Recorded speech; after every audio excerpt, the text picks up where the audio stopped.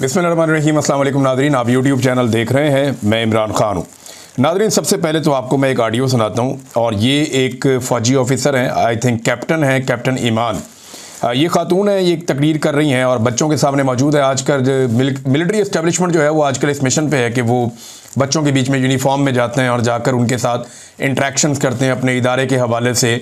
और वो उन्हें ऐसा लगता है कि जो पब्लिक के अंदर एक ओपिनियन बन गई है कि फ़ौज सियासत में किरदार क्यों अदा करती है, फ़ौज जो है वो हुकूमतें क्यों गिराती है, फ़ौज ज़्यादती क्यों करती है और फ़ौजी इस्टेब्लिशमेंट को इन चीज़ों का हिस्सा नहीं होना चाहिए।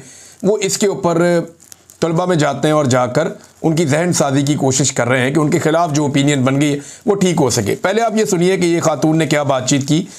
ये गालिबन कैप्टन है, कैप्टन ईमान, और ये पाक फ़ौज से इनका ताल्लुक़ है। इन्होंने बातें क्या की, पहले आप वो बातें सुने, फिर हक़ाइक़ मैं आपके सामने रखता हूँ। आपको पता है पाकिस्तान आर्मी में ना एक बड़ा इंपॉर्टेंट कोर्स होता है स्टाफ कॉलेज का। उसमें एक किताब है 1971, 1965 है, एक जंग की किताब में। और उस किताबों में क्या है, अपनी तारीफें नहीं है, क्या है उन किताबों में, अकाउंटेबिलिटी है, हर चीज की अकाउंटेबिलिटी है। And every officer of Pakistan army goes through that book. Why? सबसे पहली बात सेल्फ अकाउंटेबिलिटी है इस इदारे में। नंबर 2, मैंने ये नहीं कहा कि आर्मी जो भी करती है सही करती है, मैंने कहा जो करती है वो पब्लिक इंटरेस्ट में करती है। हमें से कुछ लोग होते हैं ना वैलिडेशन चाहते हैं हर वक्त, लेकिन आप में से वो स्ट्रॉन्ग लड़की कौन होती है जिसको हर कोई आइडियलाइज कर रहा होता है क्लास? यार ये लड़का जो है ना, ये नडर है। वो कौन होते हैं? जिनको वैलिडेशन नहीं चाहिए होती, जिनको अपने दिमाग में पता होता है what is right and what is wrong. Where we stand today, is it because of Pakistan Army? No, it's not. Where we stand today is the collective effort of every institute.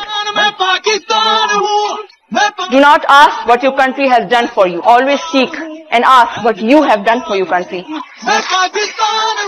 अच्छा जी, इसमें बड़ा ज़बरदस्त पीछे music भी साथ चलाया जा रहा था। ये खातून एक्चुअली क्या कह रही हैं, इनके 2-3 पॉइंट बड़े इंपॉर्टेंट हैं। एक तो ये कह रही हैं कि सेल्फ अकाउंटेबिलिटी है पाकिस्तान की फ़ौज में, और वो स्टाफ कॉलेज के अंदर जो किताबें पढ़ाई जाती हैं 1965 की जंग पे, 1971 की जंग पे, उन किताबों के अंदर सेल्फ अकाउंटेबिलिटी है, यानी एहतसाब का अमल है, फ़ौज का एहतसाब हो। एक तो मैं जानना चाहूँगा कि जो 1971 की जंग के हवाले से जो किताब पढ़ाई जाती है स्टाफ कॉलेज में, उसमें जो अकाउंटेबिलिटी वाला या एहतसाब वाला चैप्टर है, ज़रा वो कौम के सामने लेकर आए ना, कौम को पता चले कि उस वक्त आपने क्या गलत किया था। देखें, उस वक्त मुल्क टूट गया था, पाकिस्तानी फ़ौज ने तारीख का एक बदतरीन सरेंडर किया था, और ये बड़ा खौफनाक सरेंडर था।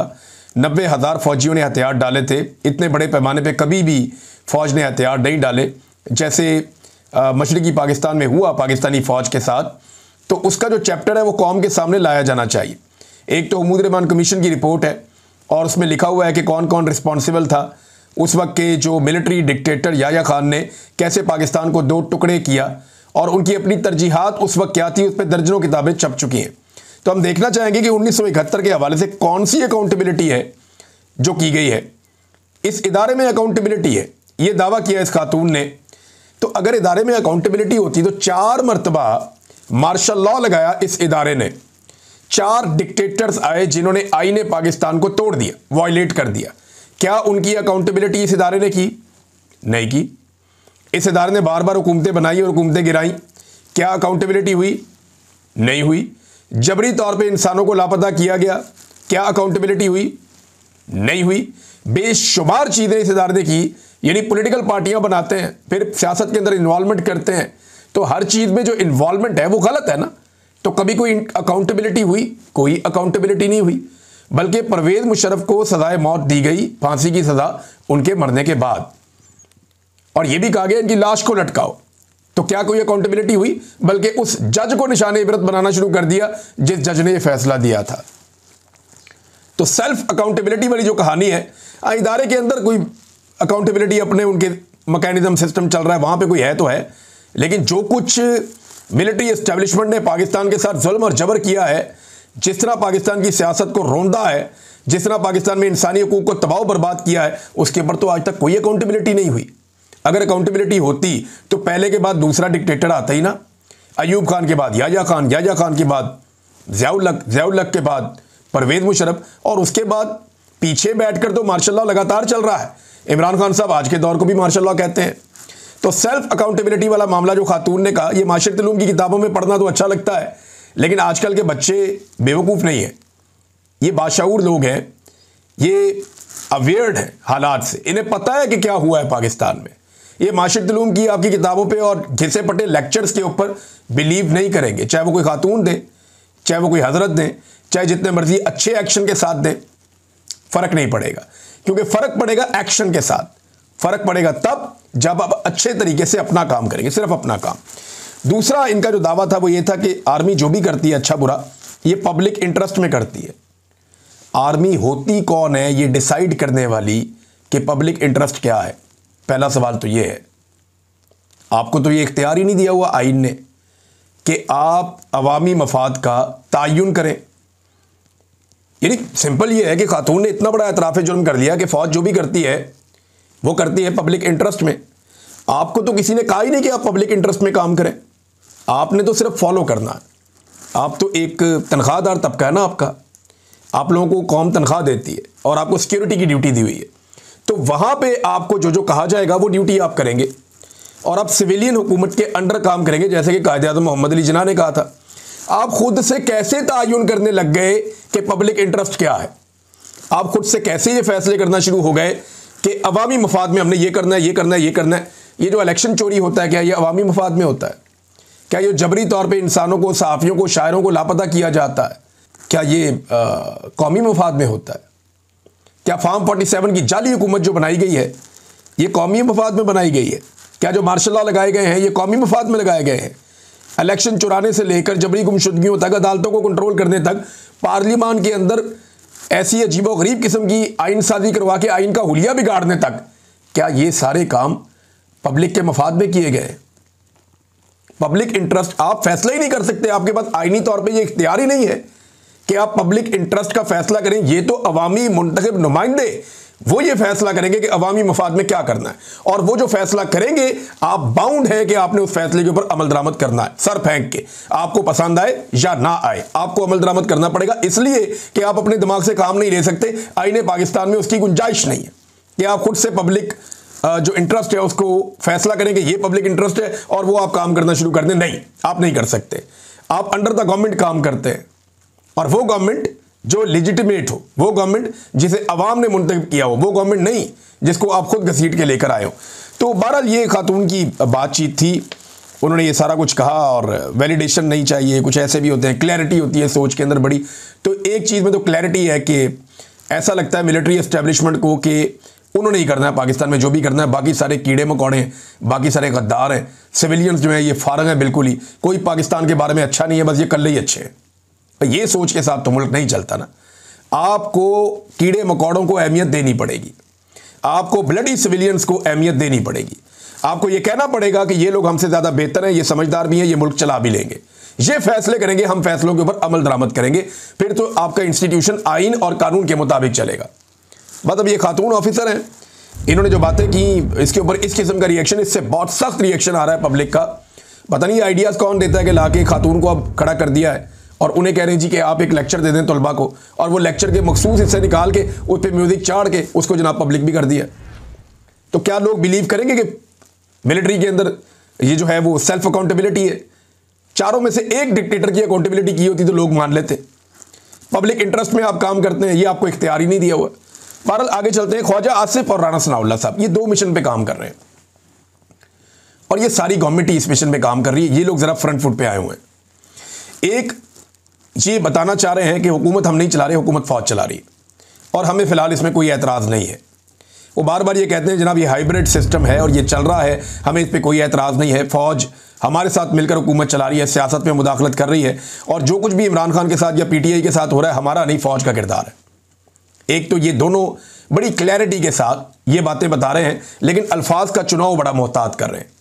मैसेज यही दे रहे हैं ये भी, इनके लोग भी, इनसे ताल्लुक़ रखने वाले सहाफ़ी भी, कि एक्चुअली इमरान खान साहब का फड्डा पॉलिटिकल पार्टी से नहीं है, एस्टेब्लिशमेंट के साथ है, और जो हो रहा है वो एस्टेब्लिशमेंट कर रही है। पाकिस्तान आज जिस भी नाकामी का जो है सामना कर रहा है वो एस्टेब्लिशमेंट की वजह से हो रहा है। जो कुछ भी इस मुल्क में हो रहा है उसके लिए जिम्मेदार एस्टेब्लिशमेंट है। ये दोनों लोग जो हैं वो एक तो ये बात साबित कर रहे हैं, और दूसरा हैरत अंगेज़ तौर पर ये इस वक्त हुकूमत के वज़रा हैं दोनों, और दोनों बड़े इंपॉर्टेंट लोग हैं। ये हैरत अंगेज़ तौर पर जिस वक्त रोज़ाना की बुनियाद पे फ़लस्तीन में, गज़ा में 100 के करीब शहादतें हो रही हैं और ब्रूटली शहीद किया जा रहा है वहाँ पे इसराइल की जानिब से, उनकी फोर्सेस की जानिब से निहत्थे फ़लस्तीनियों को, तो वहाँ कत्लेआम हो रहा है। बल्कि जो इमदादी कारकुन हैं उनका भी कत्लेआम हुआ है। आप इंटरनेशनल न्यूज़ अभी उठाएं, कोई भी एक खोल लें, कोई भी अरब न्यूज़ चैनल खोल लें, तुर्की से आप चले जाएं, कहीं और आप यूरोपियन खोल लें, तो आपको पता चल जाएगा हकायक क्या है कि बड़ी तादाद में जो इमदादी कारकुन वहाँ पे मौजूद हैं, जो मुख्तलिफ मुल्कों से भी आते हैं, वो भी शहीद कर दिए जाते हैं और ये सिलसिला भी जारी है। अब जब वहाँ पे कत्लेआम हो रहा है, उस वक्त में उस कत्लेआम पे बात करने की बजाय राना सनाउल्लाह और ख्वाजा आसिफ अब्राहम अकॉर्ड के ऊपर बात कर रहे हैं। क्या ये टाइम है अब्राहम अकॉर्ड के ऊपर बात करने का, जिस वक्त फ़लस्तीनियों का खून बह रहा है? यानी ये इसके ऊपर बात तो तब होगी ना जब कोई वहाँ पे सोल्यूशन आ जाएगा, दुनिया बैठ जाएगी, कोई मामला हो जाएगा। ये वक्त से पहले इसके ऊपर क्यों बात कर रहे हैं, ये सोचने वाली बात है। या तो ये ज़हनी तौर पे खुद तैयार हैं और कौम को तैयार कर रहे हैं कि ज़हनी तौर पे तैयार रहे, इसराइल को पाकिस्तान तस्लीम करने जा रहा है, या फिर ये पाकिस्तान को एक नई डिबेट के अंदर बिला वजह घसीटना चाहते हैं, जो गैर ज़रूरी है। मेरे ख्याल में इस वक्त इन चीज़ों को छोड़ दिया जाना चाहिए और फोकस करना चाहिए कि फ़लस्तीन के अंदर, गाज़ा के अंदर अमन कायम हो जाए और फ़लस्तीनियों को उनका राइट मिले जो वो चाहते हैं। ये बहुत दूर की बातें हैं, लेकिन अभी इन बातों को छेड़ने का मकसद कोई समझ नहीं आ रहा, जानबूझ के इन चीज़ों को छेड़ा जा रहा है। हालांकि जनरल बाजवा ये फैसला कर चुके थे, वो ये फैसला कर चुके थे कि पाकिस्तान इसराइल को तस्लीम करने वाली साइड पे जाएगा, और वो ये बातें सहाफ़ियों के साथ, लोगों के साथ करते भी थे। इमरान खान साहब ने इस बात को माइंड किया था। अब इमरान खान साहब के साथ जो हो रहा है वो आपके सामने है। नाज़रीन, एक स्कैंडल है मेरे पास, और ये एक बड़ा स्कैंडल है। ये तकरीबन 3 स्कैंडल्स की एक सीरीज़ है जो मैं आपके सामने रखूँगा, और ये स्कैंडल सबसे पहले मैं आपके सामने रखने जा रहा हूँ। ये अब बड़ी बड़ी गाड़ियाँ देखते हैं ना सड़कों पे चलते हुए, ये बहुत महंगी गाड़ियाँ होती हैं। इनमें 5 करोड़ से 10 करोड़ तक, बाद गाड़ियाँ इससे भी ज़्यादा महंगी होती हैं। और ये ख़ास तौर पे जो बड़ी बड़ी जीपें, SUVs, इनकी कीमत बहुत ज़्यादा होती है। जिस गाड़ी के ऊपर एक्साइज का नंबर नहीं होता ना, वो पकड़ी जाती है। अब मैं आपको एक स्कैंडल बताने जा रहा हूँ कि किस तरीके से जाली नंबर हासिल किए गए गाड़ियों के। नॉन कस्टम गाड़ियाँ पाकिस्तान में स्मगल होकर आती हैं, उन गाड़ियों को कस्टम्स पकड़ लेता है। कस्टम का डिपार्टमेंट उन्हें पकड़ने के बाद उनकी ऑक्शन करता है, और ऑक्शन के ज़रिए से वो गाड़ियाँ दोबारा बोली लगती है, लोग ख़रीद लेते हैं। जब वो ख़रीदते हैं तो उनको एक पर्ची भी मिल जाती है, और उस पर्ची की बुनियाद के ऊपर वो पर्ची लेकर जाते हैं, रसीद, और जाकर वो एक्साइज के डिपार्टमेंट को दिखाते हैं कि जनाब हमने ये ऑक्शन में गाड़ी खरीदी है, लिहाजा ये चेसिस नंबर है गाड़ी का, ये इंजन नंबर है, इस गाड़ी को आप वैलिडेट कर दें, इसका नंबर जारी कर दें। नंबर मिलता है, गाड़ी लीगल हो जाती है और लोग गाड़ी इस्तेमाल करते हैं। अब स्कैंडल कहाँ पे है? स्कैंडल है जनाब 2 जगहों पे। एक PSW एक डिपार्टमेंट है, पाकिस्तान सिंगल विंडो, और एक जनाब director general reforms and automation, ये इमरान मोहम्मद साहब हैं। ज़रा इमरान मोहम्मद साहब से पूछा जाए और उनसे इंक्वायरी की जाए तो सारा का सारा मामला खुल जाएगा। सैकड़ों गाड़ियां ऐसी जिन्हें कस्टम्स ने कभी नहीं पकड़ा, वो गाड़ियां रजिस्टर्ड हो चुकी हैं। और ये कैसे हुई हैं? गुज़िश्ता 6 महीने के अंदर बड़ी तेज़ी से ये खेल खेला जा रहा है। हो ये रहा है कि नॉन कस्टम गैर कानूनी गाड़ियाँ पाकिस्तान में मंगवाई जाती हैं, ये अफ़गानिस्तान से पाकिस्तान पहुँचती हैं, और ये कीमती गाड़ियाँ हैं, इनमें एक एक गाड़ी की कीमत करोड़ों में है। ये गाड़ियाँ पाकिस्तान आ जाती हैं और ये कोई किसी किस्म का टैक्स नहीं देती। कस्टम इन गाड़ियों को पकड़ता नहीं है, लेकिन जो डेटाबेस है इसका गलत इस्तेमाल किया जाता है। डेटाबेस के ज़रिए से जाली एंट्रियाँ कर दी जाती हैं और की जा रही हैं कस्टम के सिस्टम के अंदर।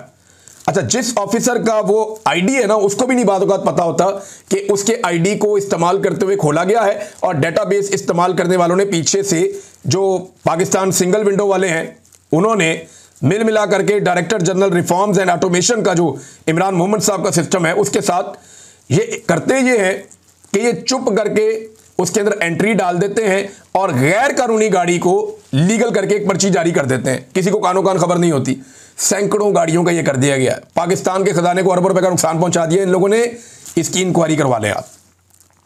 मैं पाकिस्तान के निज़ाम को ये चैलेंज करके कहता हूं कि आप इसकी इंक्वायरी करवाएं, आपको सैकड़ों गाड़ियां मिलेंगी। गुज़िश्ता 6 महीने से ये काम बहुत तेज़ी से हो रहा है, और काम ये हो रहा है कि गैर कानूनी गाड़ियां मंगवाई जाती हैं और वो मार्केट में बेच दी जाती हैं। बड़े आराम से एक एंट्री की जाती है कंप्यूटर के ज़रिए से, डेटाबेस में उसके अंदर घुस जाते हैं, वहाँ जाके उसकी एंट्री कर देते हैं और एक पर्ची निकाल के उनके हाथ में दे देते हैं। वो पर्ची लेकर जाते हैं, वहाँ पे एक्साइज से उसका नंबर ले लेते हैं, वो गाड़ी वैलिडेट हो जाती है, जाके मार्केट में बेच देते हैं। और इस तरह बहुत सारी गाड़ियाँ बिक रही हैं। ये वारदात है, मैंने ये वारदात आज आपके सामने रख दी है। और एक बंदे का मैंने आपको नाम बताया, इमरान मोहम्मद साहब। इनसे इंक्वायरी करें, इनसे पूछें कि ये क्या हो रहा है, और इन्हें ये कहा जाए कि सारा डाटा निकाल के सामने रखें और चेक करें कि कितनी गाड़ियों की ऑक्शन हुई है और कितनी गाड़ियां ऐसी हैं जिनकी ऑक्शन ही नहीं हुई है। बड़े आराम से पकड़ा जाएगा। कैसे पकड़ा जाएगा? फ़र्ज़ करें 100 गाड़ियों की, ये तो हैं तो बहुत ज़्यादा है, लेकिन मैं आपको मिसाल दे रहा हूँ कि 100 गाड़ियाँ जो हैं वो उनके नंबर लगे हैं, उनमें से चेक कर लें वो कितनी गाड़ियाँ हैं जिनकी ऑक्शन हुई थी और जिनके इश्तिहारात छपे थे, तो आपको पता चलेगा कि उसमें से तो सिर्फ इतनी गाड़ियाँ हैं, एक ख़ास नंबर है जिनके इश्तिहारात छपे थे, जिनकी बोली गई थी और वो ख़रीदी गई हैं। बाकी गाड़ियाँ कहाँ से आ गई? तो वो बाकी गाड़ियां सारी वही हैं जिनकी जाली एंट्रियां की गई हैं। ये बड़े आराम से पकड़ा जाने वाला स्कैंडल है और ये कोई भी ऑफिसर ईमानदार इस पे लगेगा तो 5 दिन के अंदर दूध का दूध और पानी का पानी कर देगा और कम से कम 4-5 मेन बंदे जेल के अंदर जाएंगे। ये मैं आपको पहले बता रहा हूं और ये बड़ा ज़बरदस्त स्कैंडल है। इन लोगों ने और जो वारदात डाली है अगले वीलॉग में आपको बताऊंगा कि इन्होंने कंटेनर्स के अंदर क्या कार्रवाई डाली है और उसमें इसहाक डार साहब का क्या रोल है। नेक्स्ट किसी एक और वीलॉग में आपको बताऊंगा। आज ये वाला स्कैंडल मैंने आपके सामने रख दिया है। नाज़रीन, बुशरा अंसारी साहबा ने एक स्टेटमेंट दिया, उनकी इज्जत पहले ही बड़ी है मेरे दिल में, लेकिन ये जो उन्होंने बात की है ये बहादुरी वाली बात है। आजकल के दौर में जब कोई बोल नहीं पाता तो अनवर मकसूद साहब या बुशरा अंसारी साहबा या कुछ इस तरह के लोग हैं जो बोलते हैं हिम्मत के साथ। और वो कह रही जी आपके सामने 2 माएँ खड़ी थी, एक डॉक्टर यास्मीन राशिद और दूसरी उस्मान डार की वालिदा। इनका जो भी मौक़िफ़ है अगर इनकी इज्जत रख ली जाती तो कौम को आपकी मर्दानगी पर फ़ख्र होता। मैं बड़े बड़े मर्दों से कह रही हूं कि यहां आकर आपकी मर्दानगी नज़र आ गई कि आप 2 औरतों से डर गए। अब जिनके लिए पैगाम है ना उनको समझ जाना चाहिए और उनको होश के नाखून लेने चाहिए कि वो क्यों औरतों से लड़ रहे हैं। एक ऐसे आदमी के लिए जो सिर्फ अपने मफाद को देखता है, मैं नवाज शरीफ की बात कर रहा हूं, एक ऐसे आदमी के लिए जो रोज़ाना ये साबित करने लग जाता है कि फ़ौज का सियासत में किरदार है, हालांकि आप रोज़ कहते हैं जनाब कोई नहीं है, जो बारीक वारदात डाल रहा है। इनके लिए आपने 2 बेवा ख़वातीन को, एक बेवा खातून है, एक इतनी बुजुर्ग खातून है, ऐसी ख़वातीन को आपने जुल्म और तशद्दुद का निशाना बनाया, उनको जेलों के अंदर रखा, उन्हें जो है वो तकलीफ़ का निशाना बनाया। तो यहाँ पे कह रही हैं बुशरा अंसारी साहबा कि आपकी मर्दानगी नज़र आ गई। अब नाज़रीन, जबरान इलियास साहब ने इमरान खान साहब के हवाले से जो इंकशाफात किए हैं ये मैं आपके सामने रख देता हूँ। इमरान खान साहब के करीबी साथी हैं, सोशल मीडिया हैंडल करते हैं, पाकिस्तान से बाहर मौजूद हैं। वो ये कहते हैं कि फौरी तौर पे तवज्जो दी जानी चाहिए। पाकिस्तान में फ़ौजी हमायत याफ्ता हुकूमत इमरान खान के जेल में हकूक़ और इंसानी हकूक़ की संगीन खिलाफ वर्जी कर रही है। साबिक़ वज़ीर-ए-आज़म पर किए जाने वाले इस जुल्म की शदीद मज़म्मत की जानी चाहिए। नंबर 1, इमरान खान को 22 से 23 घंटे तन्हाई में रखा जा रहा है। नंबर 2, उनका वज़न तेज़ी से और ख़तरनाक हद तक कम हो गया है। नंबर 3, उनके ज़ाती डॉक्टरों को मुलाकात की इजाज़त नहीं है और वो अपने बेटों से बाकायदगी से बात नहीं कर पाते। नंबर 4, उनकी मर्ज़ी के मुताबिक किताबें भी उन्हें फ़राहम नहीं की जा रही। ये वो चीज़ें हैं जो इमरान खान साहब को इस वक्त तकलीफ़ दी जा रही है। इसके हवाले से जबरान इलियास साहब ने ये स्टेटमेंट जारी किया है। नाज़रीन, पाकिस्तान में हैरत अंगेज़ तौर पर कुछ ऐसी चीज़ों की कीमतें कम हुई हैं जिन्हें अमीर लोग इस्तेमाल करते हैं। यानी ये जो बजट आया है इसमें अमीरों के इस्तेमाल की चीज़ें कम हुई हैं, उनकी कीमतें कम हुई हैं। जैसा कि SUVs की बड़ी बड़ी गाड़ियाँ हैं उनकी कीमतें कम हो गई। जो कीमती कुत्ते और बिल्लियाँ लोगों ने रखे होते हैं, उनका जो गैर मुल्की खाना आता है उनकी कीमतें कम हो गई।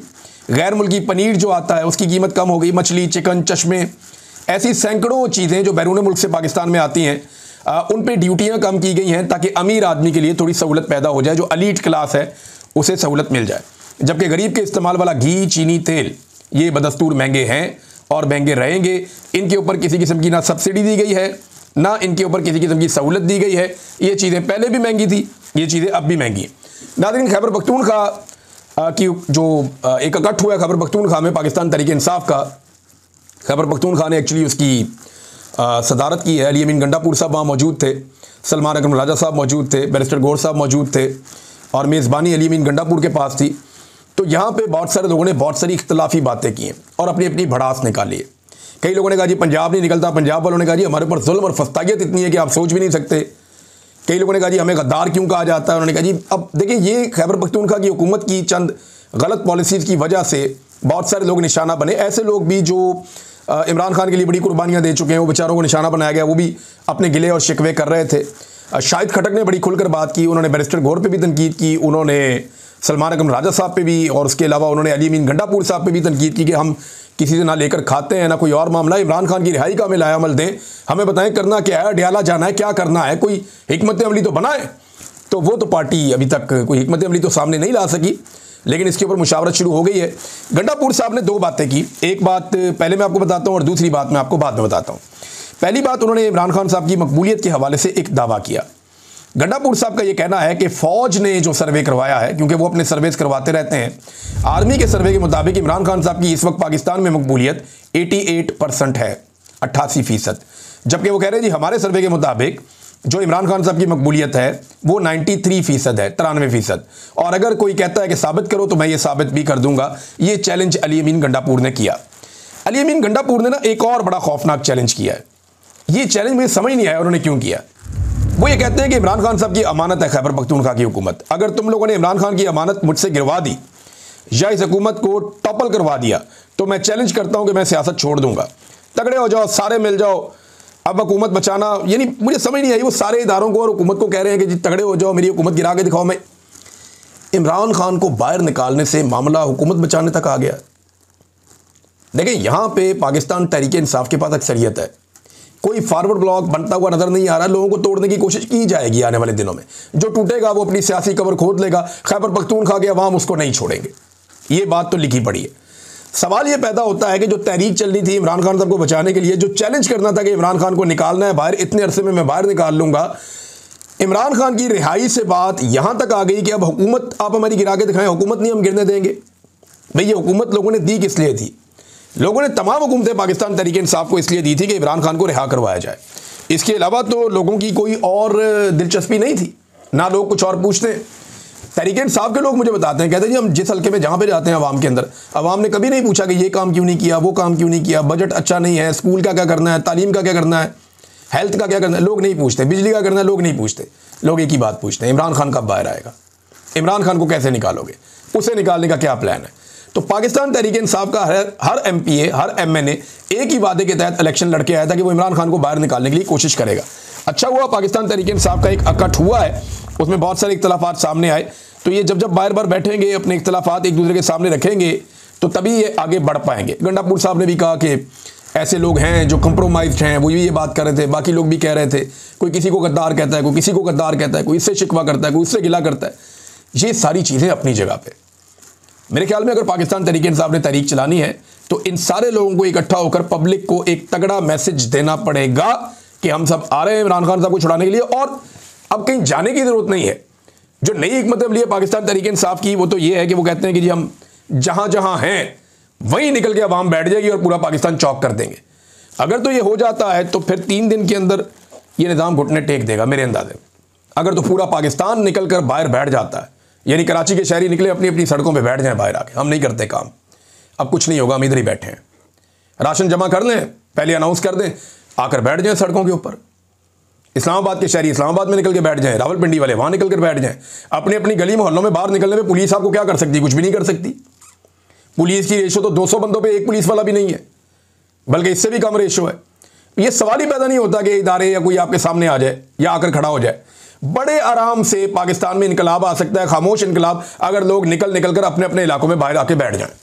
पाकिस्तान तहरीक इंसाफ ये कर भी सकती है, क्योंकि इमरान खान साहब की मकबूलियत अली अमीन गंडापुर के बकौल 93% है। तो 93% में से अगर 50% लोग भी पाकिस्तान में कहीं दूर ना जाएं, अपने अपने घरों से बाहर आएं और बाहर आकर बैठ जाएं और कहें जनाब अब निज़ाम आप चला लें इमरान खान के बगैर, जब तक उसको नहीं छोड़ेंगे हम अंदर नहीं जा रहे, तो फिर तो इमरान खान बाहर आ जाएगा। वरना आप मदानी मारते जाएं पानी में, फ़ायदा नहीं होगा। तरीका यही है जो इमरान खान साहब ने जेल से बताया, उसको फॉलो कर लेंगे तो फिर स्टैब्लिशमेंट काबू आ जाएगी। स्टैब्लिशमेंट को काबू किए बगैर ये मामला हल नहीं हो सकता। अब तक इतना ही, अपना ख्याल रखिएगा, अपने चैनल का भी। अल्लाह हाफ़िज़।